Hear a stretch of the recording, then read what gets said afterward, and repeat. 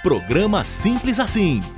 Olá você, seja bem-vindo, seja bem-vinda ao Simples Assim. Você que, como a gente sempre diz, está de bem com a vida, gosta de coisas boas, gosta de ser feliz, gosta de estar bem informado. Então, é aqui que você tem que estar. Se é a primeira vez que passa por aqui, então já se inscreva, participe sempre dos nossos conteúdos. E o que eu quero dizer para você hoje já foi tratado no Simples Assim, mas a gente volta ao tema porque é sim muito importante e cada vez mais preocupante. Uma notícia chamou a atenção da produção do Simples Assim, de que o número de internações por causa do câncer, que eles chamam de intestino, mas o correto é coloretal, subiu 64% nos últimos 10 anos. E o que fez acontecer esse boom? O câncer coloretal hoje é o segundo mais comum entre homens e mulheres. Só perde para o de próstata entre os homens e o de mama entre as mulheres. E para falar sobre este assunto, a gente recorre novamente ao conhecimento, à expertise do Dr. Cássio Cantão, que é proctologista e está conosco no Simples Assim. Seja bem-vindo, Dr. Cássio. Muito obrigada por nos atender. Olá, Gislaine, tudo bom? Eu que agradeço a oportunidade, é sempre um prazer estar junto com você, com seus telespectadores, e vamos tirar a dúvida do pessoal aí, tentar esclarecer isso para que todo mundo tenha uma boa qualidade de vida. Bom, primeira pergunta é que eu falo câncer de intestino, eu li câncer de intestino, mas o doutor tinha me dito é câncer coloretal. Então, o correto é câncer coloretal. Qual que é a diferença? O termo que a gente usa mais correto é o câncer coloretal. Apesar de a gente ver diversas vezes na mídia falando sobre câncer do intestino, quando a gente fala de intestino, a gente está levando em consideração o intestino delgado e o intestino grosso. É muito incomum ter câncer no intestino delgado. E quando a gente fala de câncer de intestino, a gente exclui a possibilidade do reto. Então, o termo mais comum é câncer coloretal, que eu estou levando em consideração o intestino grosso e o reto, que é onde tem essa grande quantidade de casos que vem aparecendo nos últimos anos. Doutor Cássio, eu li e também o próprio doutor falou para a gente aqui em outros dois vídeos, que inclusive a gente vai deixar aqui para você que queira se aprofundar no assunto também, assistir essas outras entrevistas com o doutor Cássio, que o câncer coloretal é silencioso, é verdade? Isso é verdade. Normalmente, ele quando causa sintoma, nós já temos os casos avançados. Ele é uma doença que começa, na verdade, com uma lesão pré-neoplásica, que a gente chama de pólipo. Esse pólipo sofre um processo de degeneração, de malignização, onde ele vira um câncer de verdade, e ele persiste silencioso por muito tempo. E muitas vezes ele só vai dar sintoma em casos muito avançados, quando ele tem uma perfuração, ou quando tem sangramento, ou quando tem uma obstrução, que são casos de urgência, já que a gente acaba tendo que propor um tratamento de urgência, muitas vezes com cirurgia, com uso, inclusive, da tão temida colostomia. E esse tipo de câncer é curável quando descoberto prematuramente? Ele é curável, sem dúvida, e na verdade, quando a gente fala em prevenção, se a gente faz uma colonoscopia e identifica um pólipo, que é uma lesão pré-neoplásica, por exemplo, lesão que pode vir a se tornar câncer e ainda não virou, a gente consegue tratar pela própria colonoscopia, tirar esse pólipo, ou seja, esse paciente não precisa nem ir para a cirurgia. E também, casos iniciais do câncer, ele pode ser tratado com cirurgia com resolução. O que preocupa são os casos mais avançados, que algumas vezes ele já tem doença metastática, ou seja, esse câncer já enviou células para o fígado, para o pulmão, para outras localizações, e isso dificulta muito o tratamento e o desfecho é bem desfavorável. E para fazer essa prevenção, doutor Cássio, é importante, é só a colonoscopia quem detecta, quem identifica o câncer coloretal. A Sociedade Brasileira de Coloproctologia, desde 2017, ela orienta o uso da colonoscopia, tanto em homens quanto em mulheres, a partir dos 45 anos, para o diagnóstico precoce e para a prevenção dessas lesões. A gente tem outros exames, por exemplo, pesquisa de sangue oculto nas fezes, o CEA, que é o antígeno carcinoma embrionário, que não são exames tão bons para o diagnóstico. Então a gente recomenda, mesmo que não tenha sintoma nenhum, qualquer homem, qualquer mulher, mesmo que não tenha história familiar de câncer coloretal na família, a realizar a colonoscopia a partir dos 45 anos. A gente costuma fazer os tais preventivos, uma vez por ano vai ao cardiologista, as mulheres vão ao ginecologista, os homens deveriam também procurar o seu médico para fazer o preventivo de próstata. Existem campanhas gigantescas no Brasil, principalmente novembro azul para os homens, outubro rosa para as mulheres. Como é feita essa campanha para indicar essa questão do preventivo do colo retal, do câncer colo retal, doutor? A Sociedade Brasileira de Coloproctologia, ela tem já há algum tempo uma campanha que é o Março Azul Marinho, que é o mês de prevenção ao câncer coloretal. E a gente tenta aí lutar junto com a mídia para colocar à disposição informações de que é necessário investigar também, porque como você mesmo disse, é o segundo câncer mais comum. Ele só perde para a próstata no homem, só perde para mama na mulher. Então é muito importante a prevenção. E como você mesmo disse, a periodicidade, ele é um exame que, idealmente, a gente começa aos 45 anos, e se a colonoscopia ela vem normal, a gente repete a colonoscopia a cada 5 anos. Então, o paciente que fez colonoscopia com 45 e o exame está normal, só vai voltar a repetir essa colonoscopia com 50 anos. Doutor, as pessoas que. O doutor disse assim, ó, quem, mesmo que não tenha histórico, mesmo que não tenha, por exemplo, eu tenho uma amiga que ela tem o intestino muito preso e ela faz essa colonoscopia com certa periodicidade. Então, no caso, ela tem um indicador de problemas que faz com que ela vá procurar a prevenção a essa doença. Mas pessoas que têm um intestino que funciona muito bem, que fazem uma boa alimentação, essas também precisam fazer essa prevenção. Essas também precisam. É muito comum a gente ter paciente que chega, que fala que o intestino funciona diariamente, né, dentro daquilo que a gente considera como normal, e quando faz a colonoscopia tem um pólipo, ou eventualmente tem um câncer no estado mais inicial. Então, assim, há uma certa confusão que as pessoas fazem. A constipação ela não é um fator de risco para o câncer coloretal. Tá?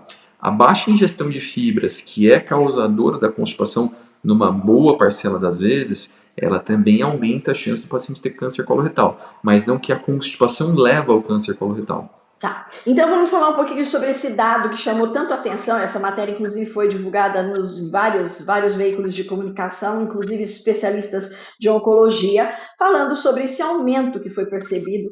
E a gente também, eu acredito que o pessoal que está assistindo a gente aí também deva ter alguém, algum familiar, algum amigo, alguma pessoa próxima que está vivendo essa questão aí de ter descoberto ou de estar em tratamento de câncer coloretal. O que fez esse número subir tanto e elevar o câncer coloretal à condição de segundo mais prevalente?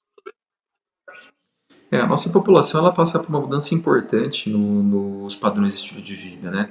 Hoje há um aumento do consumo, por exemplo, de carne vermelha. A carne vermelha ela tem um nível de evidência muito grande de estar relacionada ao câncer coloretal. Não que a gente não possa ingerir, mas é a quantidade. Né? A gente considera que mais do que 400 gramas de carne vermelha por semana já é um fator causador que aumenta a chance do câncer coloretal.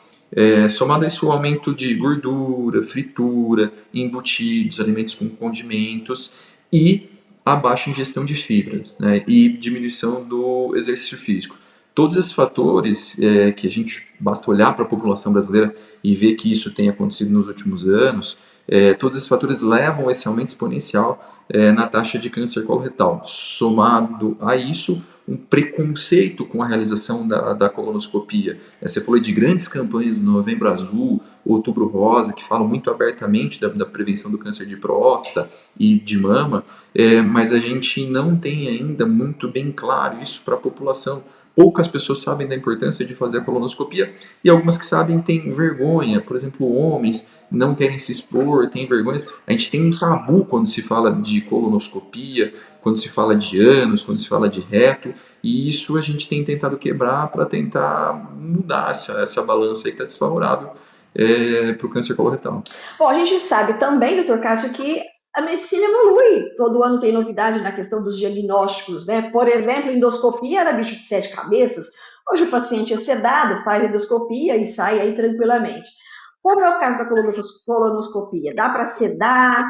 Tem sintomas pós? A pessoa fica com algum tipo de consequência após o exame? Ou ele também hoje é um exame tranquilo?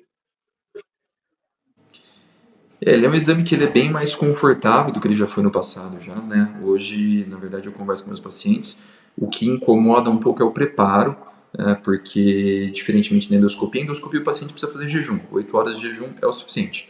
Para colonoscopia, não, ele precisa tomar alguns medicamentos de preparo, que são laxantes, basicamente, que vão limpar o intestino, então causam diarreia no paciente.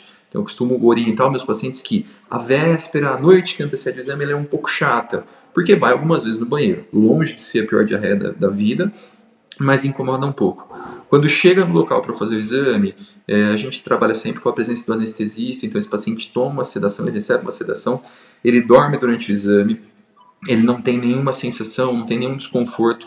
Quando ele acorda, quando tem alguma sensação de gás, de discreta distensão abdominal, que logo melhora e o paciente vai para casa, 1 ou 2 horas no máximo, depois do término do exame ele já está em casa tranquilamente. Bom, falando lá sobre aquilo que faz com que o câncer aconteça, o doutor falou sobre sedentarismo, né? Então a gente precisa praticar atividade física e a alimentação, a gente precisa ter uma alimentação mais rica em fibras, ingesta de água. Agora, e quem fuma e consome bebida alcoólica? Alcoolismo e tabagismo também são causadores? O tabagismo ele tem uma relação mais clara com a incidência do câncer retal, o etilismo menos. Mas é óbvio que não dá para a gente falar assim, olha, pode beber tranquilamente, porque na verdade leva a outros problemas de saúde que a gente tem enfrentado aí diariamente. Mas o tabagismo tem uma relação direta, é carcinogênico e aumenta muito a chance do paciente ter o câncer coloretal. Então vamos lá, para a gente prevenir o câncer, fazer a colonoscopia a partir dos 40 anos, é isso? 40 ou 45? Colonoscopia a partir dos 45 anos. A gente orienta, a não ser que tem um detalhezinho aí que as pessoas esquecem. A não ser que tenha algum parente próximo, tá? Que tenha tido câncer coloretal numa idade mais precoce. Por exemplo, a mãe teve câncer coloretal aos 50 anos. A gente orienta daquela idade tirar 10 anos e iniciar o processo de realização de colonoscopia naquele período. Então a mãe teve com 50 anos, o filho vai fazer a colonoscopia a partir dos 40 anos. A mãe teve com 40 anos, a gente tem visto cada vez mais isso acontecer, pacientes jovens tendo câncer de intestino.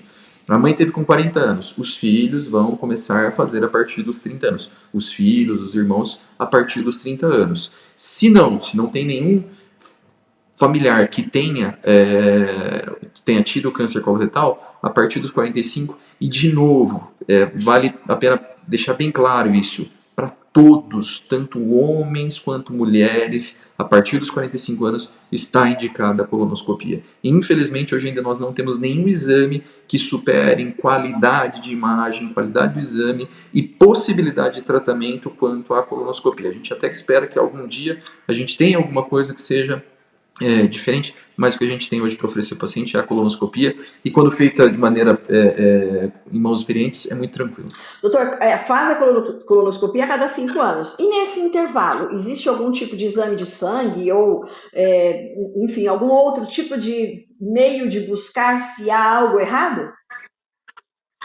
Com relação ao intestino, não há necessidade. A gente fala que o câncer de intestino ele é uma doença que ele aparece, se desenvolve muito lentamente. Então a gente considera que desde que a primeira célula ela sofre o processo de displasia, ela muda um pouquinho até se transformar câncer de fato, isso leva em torno de 10 anos.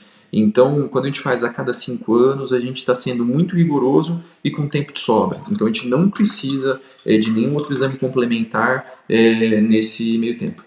Muito obrigada, doutor Cássio, mais uma vez pela sua participação com a gente aqui no Simples Assim, sempre nos esclarecendo, nos ajudando a desmistificar esse tema, porque sim, como paciente aqui que já deveria estar fazendo, porque já estou com 54, nunca fiz colonoscopia, a gente precisa desses puxõezinhos de orelha de vez em quando, e é sempre importante a gente dar esses conselhos e essas lembranças. Muito obrigada.